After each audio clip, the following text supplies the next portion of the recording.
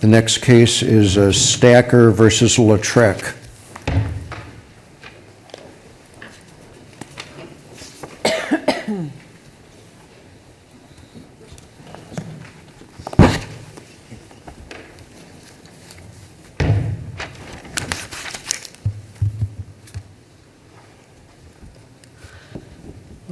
Good morning, Your Honors.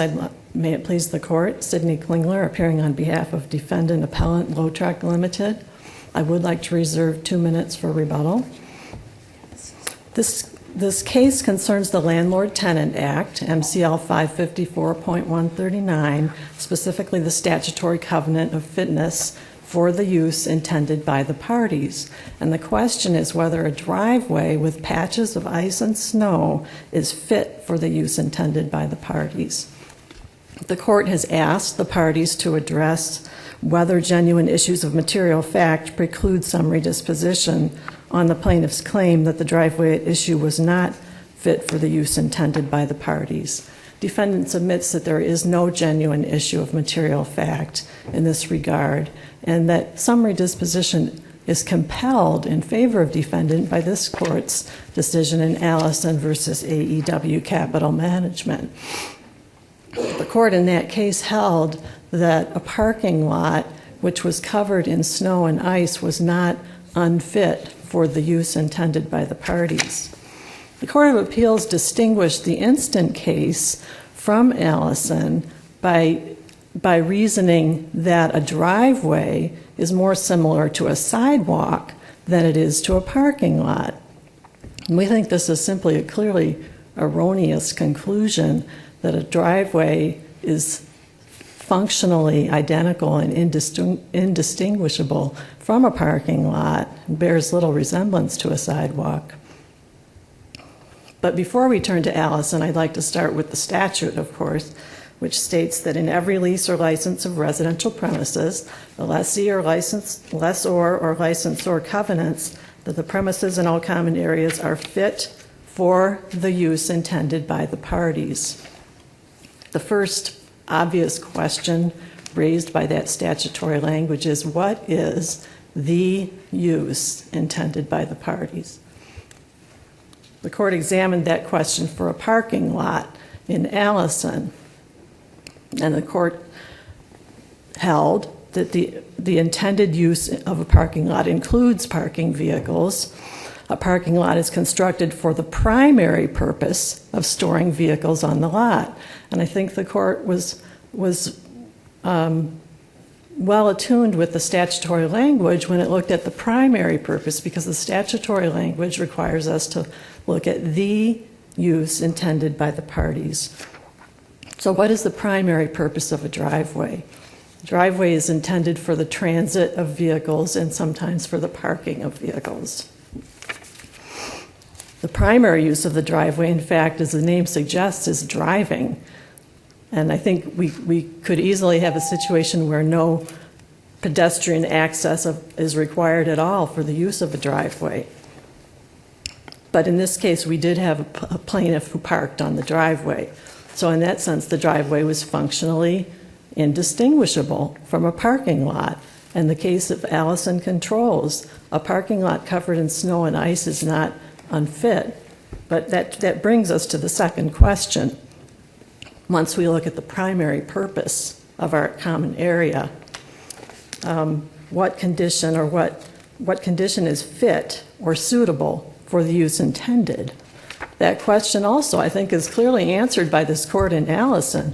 The Court considered what constitutes, the Court said that a parking lot is considered suitable for its purpose so long as the tenants are able to park their vehicles in the lot and have reasonable access to their vehicles. Counsel, good morning. And thank you. Good morning. Welcome to the Court. So just to help me out here, because one of the things that I always believe is that the law has to make sense. It has to make sense. So help me to understand, if I'm applying the intended use to a driveway, when the car pulls into the driveway, what is it? Isn't the intended use to allow for you to just help me with this, because I'm just trying to understand how this makes sense. how do you pull into a driveway and then knock out of your car? Don't they go together? Well, first you can pull into your garage, and then you Okay. don't have to walk on the driveway at all. But that's not the facts we have here. I understand. We have a parking.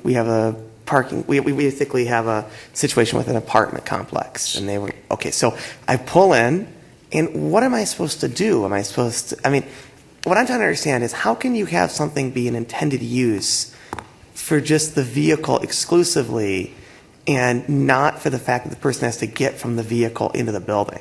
Well, the court in Allison did acknowledge, of course, that one has to have access to one's vehicle in a parking lot, and conversely access to one's residence from that vehicle when parked in a parking lot, and the same is true for a driveway. The court said that a parking lot is unfit for its intended use when access to one's vehicle is precluded. So, But if I'm parking, if I'm in this situation, you have a person who's parking in basically in walking to their unit, walking to their apartment. I don't understand how the intended use isn't both together, that you park and then you have to get from, how can you have a situation, I just don't get how this makes sense. How can you have a situation where basically your argument is exclusively that the intended use is just to put a car on it, but that the same intended use doesn't allow for you to get from the vehicle to the place that you're going? well, it does allow for you to get to the vehicle because the court made sure that you have reasonable access to that vehicle. But what does that mean? The reasonable access is they parked in the parking lot that is adjacent to their apartment. I'm just confused as to how that isn't an intended use to be able to get from the vehicle to their apartment. Well, it's really an ancillary use. The intended use, I think when we think of the word driveway, we think of driving. A driveway is for driving. So would it be is it your argument that I should, that during the winter, that if I pull into a driveway that I should wait in the car until spring? I don't understand how this is supposed to work. Your Honor. I think you have, as long as you have reasonable access to your car, then that area is fit for the use intended. What does that mean? Reasonable access. They walked across in this situation, they walked across the lot to get to the building. Where else were they supposed to go? Well, reasonable access means that access is not precluded by those conditions. You can walk. You may have to, in the winter in Michigan, pick your way around the patches of ice and snow, which were admittedly on this driveway. But you still have access to your vehicle and access to your residence from your vehicle. You still have access, but, I'm going to let... Oh, no. No, you go first. Are you sure? Yeah.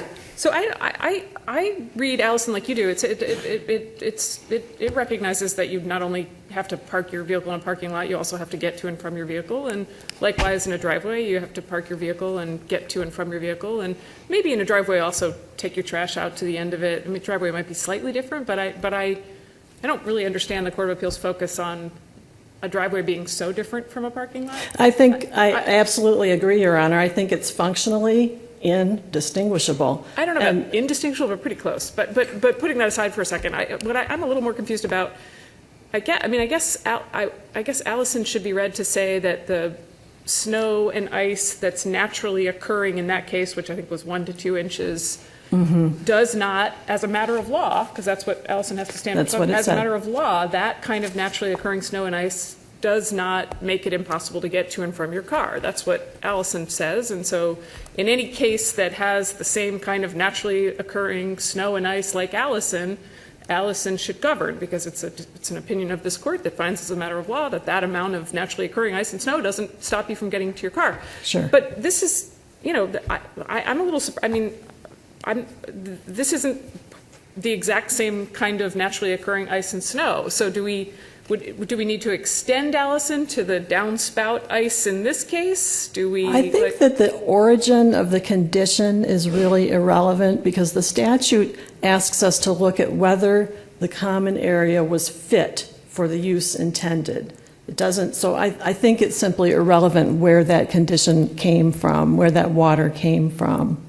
So does it need to be measured? I mean, Allison was this 1 to 2 inches of snow. Does the Do we need to measure? Like, I'm just trying to figure out what work to do, what work Allison does as a matter of law to other wintry conditions. Because obviously you wouldn't, I don't think your argument would be if there was, an enormous, ice pit that you literally needed like skates to get over, you would probably say, it may not be No, fit that for might the not use be- intended. right. Allison, in So- fact, recognized that It there did. may, under certain circumstances, which might be extreme, a duty to remove snow and ice. Right. But as far as a natural versus unnatural accumulation, I think the statute asks us to focus on the condition of the driveway. And your view is What- the condition here is similar enough to Allison that the Court of Appeals should have followed Allison? I think it clearly falls within the factual pattern of Within- Allison, which So Allison, talked about exigent circumstances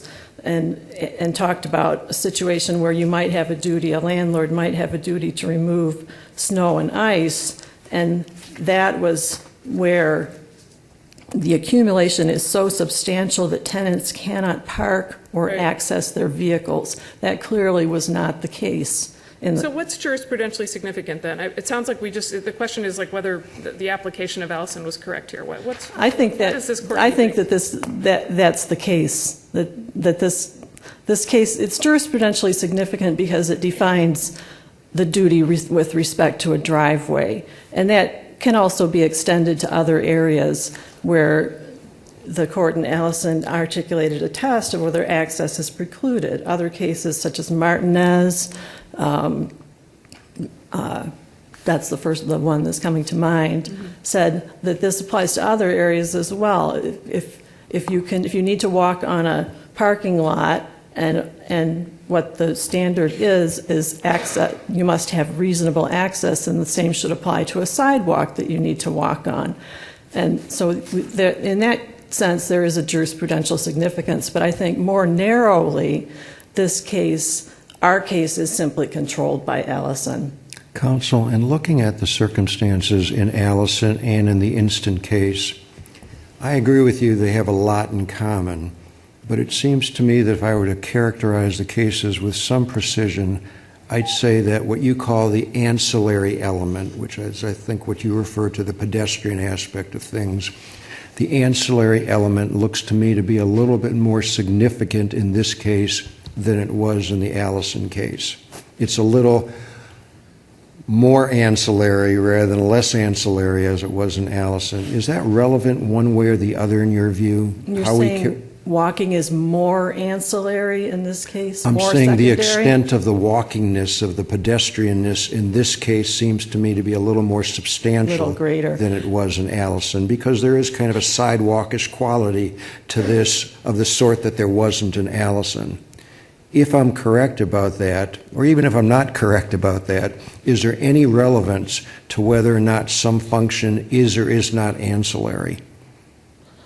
What is the purpose of characterizing something as being ancillary? I There's think still an that- obligation with respect to ancillary purposes to keep it fit for those appropriate ancillary purposes, isn't there? I think this is where the jurisprudential significance may come in. This court may say that Allison controls various areas, including sidewalks, which have a primary purpose of walking. Or it may say that this case is controlled by Allison because we have a driveway which is essentially similar to a parking lot. It's similar, but it's connected to a more sidewalkish kind of common area too, isn't it? Well, it's At least that was the connected, it's testimony I connected to thought that it was sidewalks, you- but so are parking lots in apartment complexes.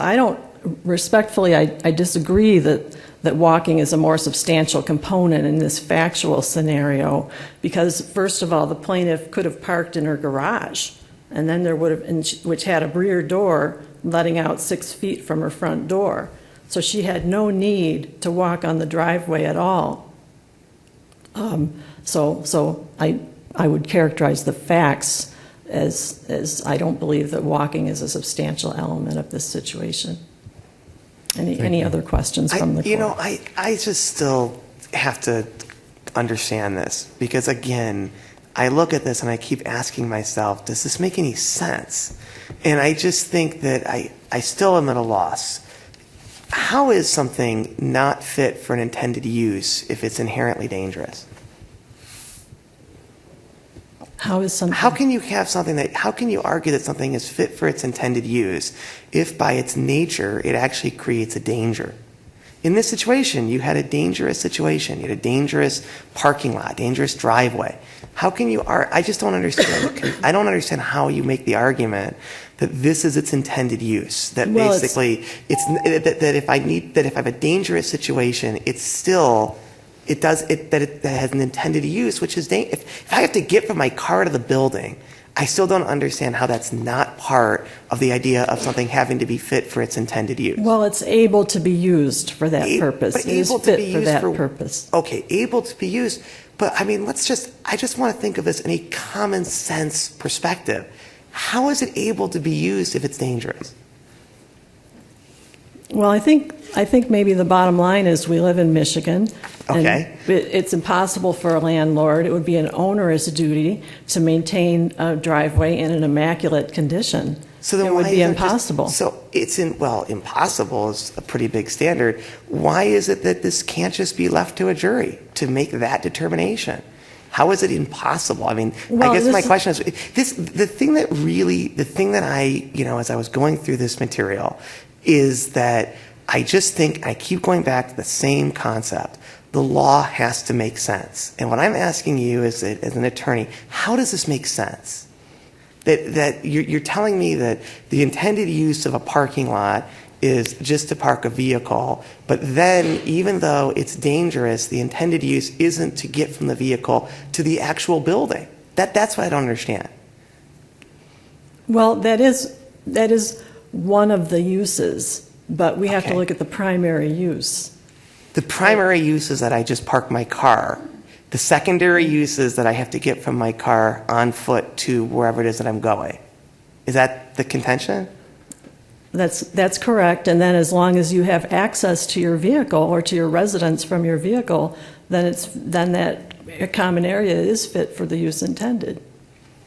And you feel that makes sense?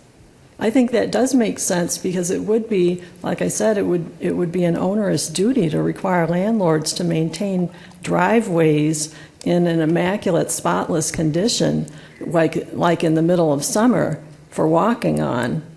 But in this situation, an immaculate, spotless condition was you had a flaw that was causing the problem, did you not?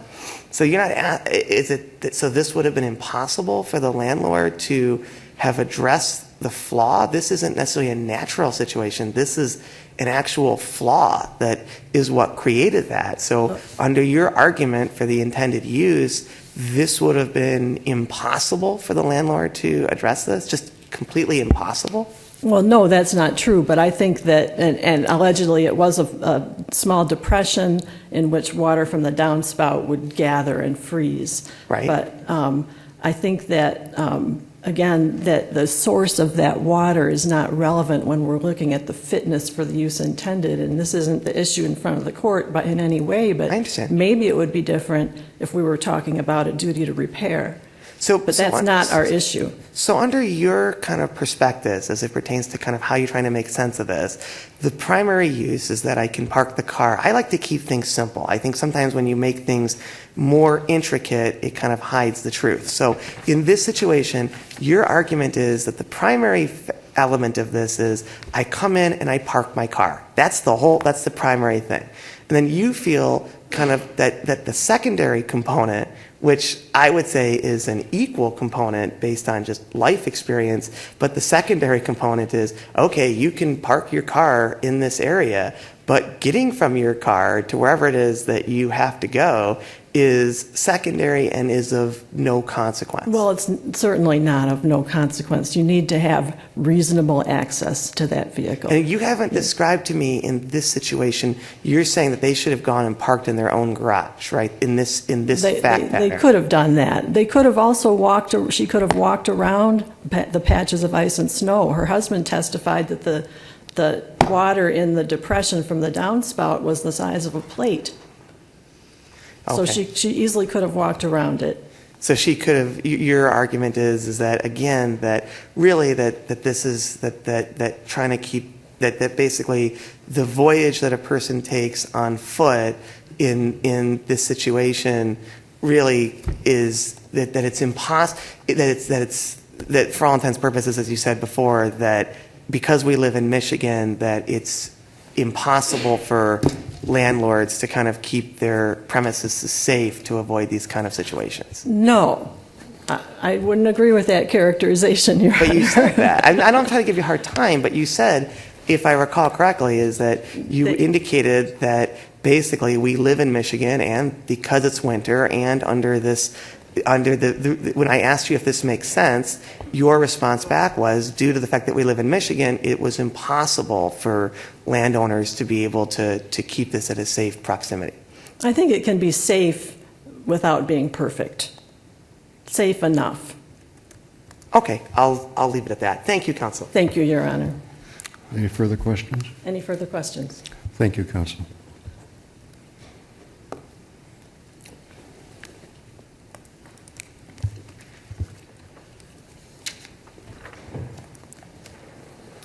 Good morning, Your Honors. May it please the Court, my name is Melissa Stewart, and I'm here today on behalf of the plaintiff, Celestine Stacker, who is the personal representative of May Hendrix.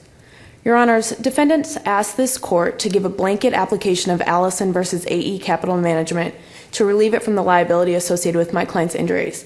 But if this were a typical Allison case, we wouldn't be here today. This case involves a common area which the parties have coined a driveway for ease of reference. But the fact is, this driveway has some features of a driveway, some of a parking lot, and some of a sidewalk. And what's also critical to this case is that the condition upon which my client slipped and fell was a result of a maintenance issue, not a natural accumulation of ice and snow. Plaintiff submits that it's the unique character of the common area coupled with the unnatural accumulation of ice and snow that makes this case difficult to create a universal rule from which that would flow from the facts of this case. The Court of Appeals majority stated, quote, "We could find no precedent describing the intended use by parties of a common driveway." Plaintiff submits that this is so because driveways are inherently unique and designed and built to fit the needs of the property on which they're located.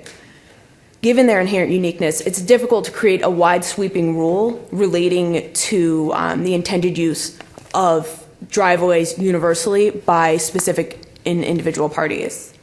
Beyond that, MCR 7.305 Section 3 requires a showing that the Court of Appeals' ruling was clearly erroneous, and here that's simply not the case. The Court of Appeals engaged in a thorough analysis using the Allison Common Area Framework before correctly ruling that the driveway at issue in this case was akin to a sidewalk, and that questions of fact regarding fitness to be used for this intended purpose remained. Regarding the intended use, the Court of Appeals recognized that in addition to serving as a parking place, these driveways, quote, "are also intended for pedestrian access to the garage and pedestrian access to the residential units. In these senses, the driveways are more akin to sidewalks." They're talking about this driveway in this case. They're not talking about your driveway or my driveway. They're talking about the Hendrix's driveway. And I think that is a critical distinction because of the unique nature of driveways in general. Plaintiff submits that the intended purpose of a driveway is not only to park a car. It's not only to walk on. The intended purpose of a driveway is to provide access from a residence to a road, and whether that access is achieved by foot or in a vehicle is ultimately irrelevant. For these reasons, plaintiff answers this court's question of do genuine issues of material fact remain with an emphatic yes, and we ask this court to allow this case to return to a trier of fact where it belongs. Counsel, I'm trying to focus briefly on the contribution that the landlord made to the danger that was posed here. You said it's hard to develop a specific rule. Maybe this area of the law is not susceptible to a clear rule. I think you said something along those lines. Isn't the one clear rule that should emerge from this, and I'm just asking this, I'm not so sure that I know the answer, but it says the lessor's duty is to ensure that all common areas are fit for the use intended by the parties. This suggests to me that at the same time, it doesn't make any difference if the landlord has contributed to the problem, as arguably it did in this case, because he is also responsible for problems to which he made no contribution. In other words, our focus is not on the causation element, it's on the result element. It's on whether the common area is or is not fit. For whatever reason, whether it's the landlord's responsibility and fault or it's not the landlord's responsibility or fault. Am I wrong about that? No, I would agree with you in principle, but I think when it comes to a practical application... Well, what is the distinction again between principle and practicality here? In this case, the defendant is saying, well, we live in Michigan, this is a wintry condition, what can you do? Things happen, we did our best. But the fact is, if you look at the pictures in this case, the area around the downspout runoff was dry. The defendants had cleared it, they had salted, they had done what they could, and it hadn't snowed prior to it, but there was runoff coming from this downspout that if it were not placed in the middle of a driveway, or if the gutters had been cleaned, or who knows what was causing the specific issue, if that had been treated appropriately, then we wouldn't have this issue. So if the landlord creates the issue, then they also have a duty to go back and inspect and not just wash their hands of it and saying, oh, well, snow happens, ice happens. So you think the icy condition here was more exigent, or maybe even substantially more exigent than it was in Allison, is that correct? Yes, Your Honor, because in Allison, the plaintiff can look around and see that it snowed. They understand we live in Michigan, you have certain responsibilities to ensure your own safety. But in this case, we're dealing with a situation where there was not all of these other indicia of snow and ice, only in the area where there was a created condition. Isn't the contrary argument that the ice in this case, one, did not prevent plaintiff from accessing her vehicle or her residence, it did not extend the entire width of the driveway, B, and C, therefore it could have been avoided. I suppose it also could have been avoided if the car had been parked in the garage, is that correct? Well, I'd like to answer that in two parts. First, regarding the garage, plaintiff rented an apartment that had a garage and a driveway. That another option was available does not relieve the landlord of its duty to see that the driveway itself was fit for its intended use. So I think the garage, in some respects, is a red herring. And in this case, again, practically speaking, it's a small garage. It doesn't connect directly to the house. And so to unload groceries from a large SUV in a small garage, there's no benefit to the client, or to my client, excuse me, to unload the groceries in the garage when they have this driveway that they have access to, that they have paid to use. You mean alternative options, the availability or accessibility of alternative options is not a factor that we look to see whether or not a common area has been maintained in a fit condition? In other words, if you've got path A to your car in a parking lot as in Allison, route A is blocked in some way, but there's route B and C, doesn't that go some way to answering whether or not that common area is or is not fit for its purpose? Your Honor, in this case, we're talking about I think that no, in this case, what we're looking at is a slick of ice that went the width of the driveway. And again, we have to return to the facts of this case. If we look at the pictures... I thought it didn't go the entire width of the driveway. Am I wrong about that? I'm sorry, it went the length. It was a large strip in the length of the driveway. And if you look at the pictures, you can see there is runoff from the downspout that is quite long. And so that goes to, again, the fitness of this driveway. I just want to read you one part of Allison again and get your thoughts about this, because it seems to me that if that case stands for any proposition, this is about as close to articulating it as it could be. The statute does not require a lessor to maintain the common area in an ideal condition or in the most accessible condition possible, but merely requires the lessor to maintain it in a condition that renders it fit for use. Again, I would return to the distinction between this case and Allison, that the snow and ice at issue in Allison was a natural accumulation. I think the standard is slightly different when the defendant creates a condition. You can't create a condition and then say, well, you could probably walk around it and it would probably be fine. That's not what the statute says. The statute says it needs to be fit for its intended use. We submit that the intended use of this specific driveway is access from the residence to the road. And in this case, that was not available. What was the landlord to do then? To eliminate the downspouts and just let the snow melt off of the garage and go all over the driveway? I mean, I don't understand